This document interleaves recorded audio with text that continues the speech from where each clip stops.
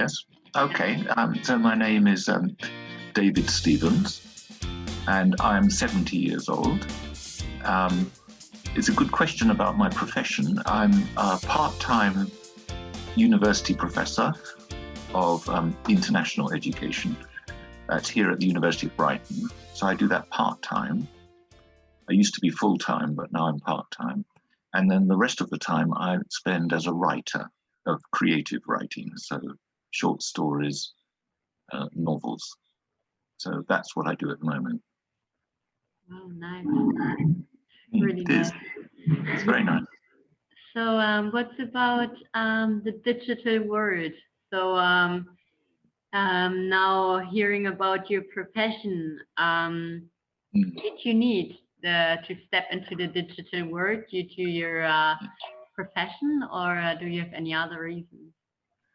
Well, it's interesting because I think for me, as a 70-year-old, I think when I was about 35, which is 35 years ago, in the middle of the 1980s, I suddenly, of course, had to change because up to that point, I was not in the digital world at all. My work was mostly what you might call old-fashioned teaching, involving paper, pencil, blackboard, maybe an overhead projector. That was the thing that we used in those days. So I'd spent a long time, maybe 20 years as a teacher, without using digital things because there was no email, there was no internet.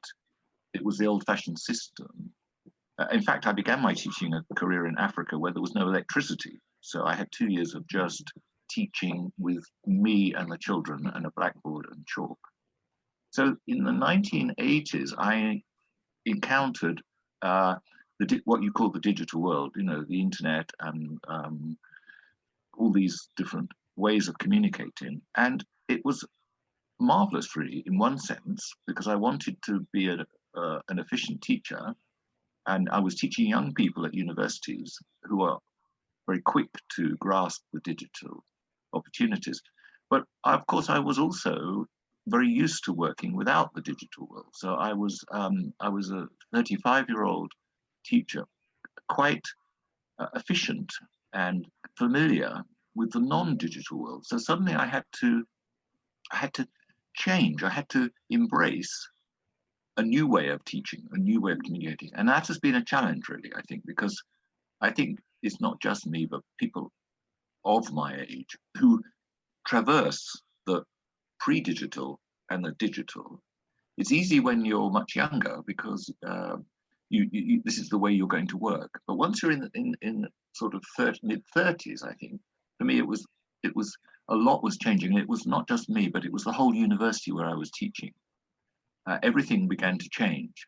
And there were lots of advantages of it. I could see lots of advantages of working with laptops, PCs, then later phones, and things like ways of communicating. So I saw the advantage, but for me it was quite a difficult transition, and I always feel I was catching up.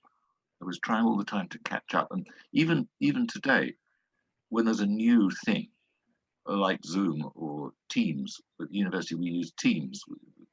I always feel that I'm a little bit behind. Partly because I prefer the old way, if I'm honest, but I can see the advantages of digital. But part of me is in pencil and paper. I mean, this is my, pencils, and I like notebooks, and I like a diary, which is pencil and paper. But on the other hand, as a university teacher, I have to embrace the digital world because it's expected, and it's a lot to do with record keeping. It's a lot to do with communicating to people in different countries. So suddenly it becomes much more efficient. So in a way, I'm it's sort of schizophrenic attraction towards the digital. But I also have had so many years remembering when it wasn't digital, when there was more face-to-face communication, there was more old-fashioned teaching and less reliance on media like this. So I have mixed feelings about it. Yeah, I figure so. But since you're speaking about pros and cons, actually, which I really appreciate, um, do you note actually any, let's say, positive or negative remarkable change for your life? Like, despite of this being accepted Mm, from university, did you note yes, anything like maybe even personally changing for you? yes. I think on the positive side, obviously access to a huge amount of information on the internet, and the web, which is very good for my work in the sense that I can access research papers and things much more quickly. I don't have to go to the library anymore or go and look at paper journals, and that's a huge advantage. The second advantage is communication with colleagues. So I'm now involved in Zoom meetings with students in Mauritius, colleagues in the Gambia. So I can do this uh, using digital methods, which is a huge advantage. So I've got lots of access quickly to a lot of information, which is a good thing. Lots of things like that. I think the disadvantage is that I've noticed it in myself is that it's very easy to spend all your life uh, structured around using your mobile phone. So I'm conscious of the number of hours I spend. You know, the iPhone tells you how many minutes of each day you're using it. And sometimes I think, it's very easy to become overly attached to the iPhone and the WhatsApp and the Facebook, and not spending time reading um, books, or also in my case, writing, because sometimes I think I should put down the digital and get back to my own writing, which is primarily pencil and paper, and then I transfer it to a laptop. So sometimes I think it can interfere with the creative side because it can become a bit of an addiction. You want to keep in touch with everybody. WhatsApp is good when my children are in different places, like Portugal. So it's very easy, and it's a good thing to be in touch with everybody. But the downside is that it's hard to make boundaries, to keep boundaries between when you're using WhatsApp, for example, or Facebook, and for me, when I'm sitting with my notebook and being creative. So I feel now I have to be much more disciplined about when I use the social media, particularly for pleasurable purposes, and when I free myself up to go walking, to go thinking, because I think, for me, I think better when I'm not using digital. If I want to think about something, be creative, I switch off the computer, I go for a walk, get a pencil and paper. Then I use the digital to shape it, to add things to it. So the novel I'm writing is all being constructed in a notebook, and then I transfer it to the laptop, the word processor. So in a way, I'm using both, but I'm careful not to spend too much time just looking at a screen, because it's not. I don't think it's healthy to do that. So that's the disadvantage of it. But so for me, it's primarily advantageous, and also, it's important to be using what everybody else is using. So I'm always a bit amazed that when another thing comes up, and I have to think, I've got to master this, I've got to master that, I've got to learn how to use Zoom, or I've got to learn how to use Teams, or I've got to learn how to do whatever the latest thing is. And then that's when I ask Anna, or I ask Genevieve's boyfriend. He's very good at these things. So I'm not very good at the technical aspect of all the different passwords. I'm not so good. I'm a bit old-fashioned because it's come to me, as I said, it's come to me when I was in my mid-30s. It didn't come to me when I was 20. So I'm always trying to learn new things, but I get frustrated. Is there a message that you'd like, basing on your own experiences, and you already started this really nice? Okay, yeah. First of all, I think that I wasn't, like many academics or teachers, I wasn't trained in any of this. So the university is very slow at training people in anything. So they introduce something new and then they expect people to just learn how to do it.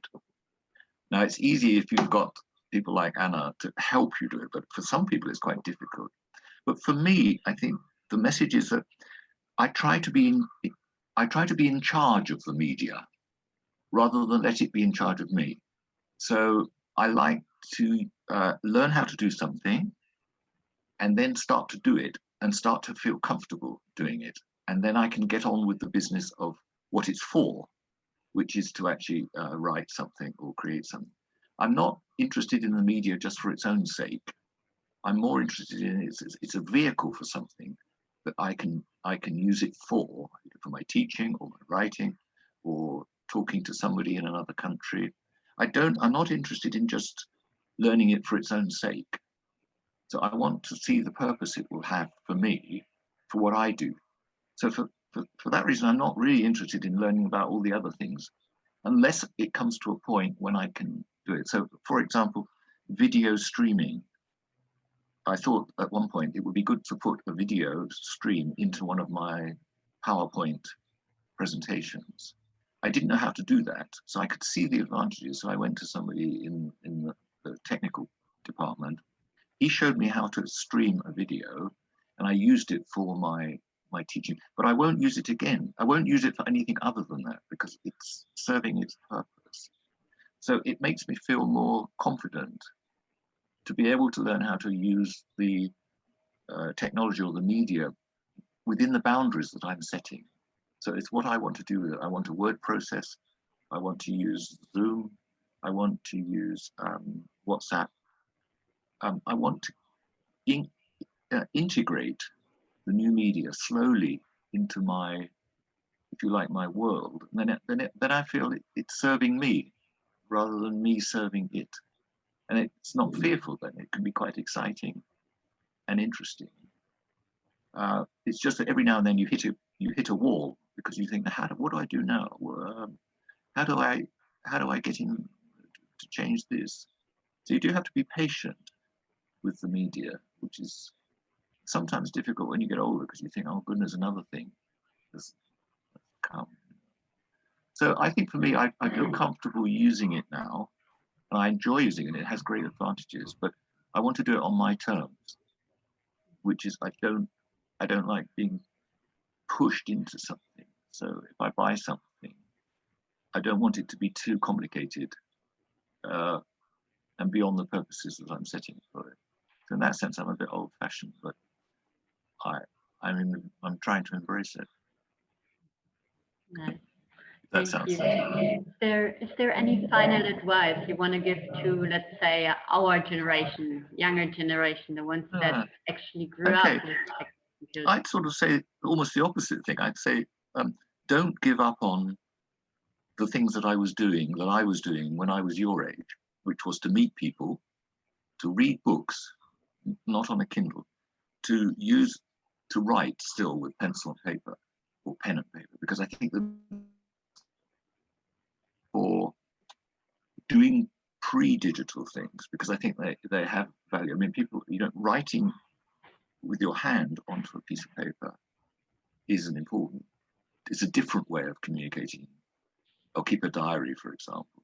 So I would say still remember the things that you can do without the digital world, even if it's just talking face to face, reading a book, or because I think it provides a nice contrast with the digital world and standing before a screen. I think there's still something to be said for putting the screen away and looking at other forms of communication, even if it's looking up into the sky and appreciating the clouds. And that's not iCloud, it's the clouds, the real ones.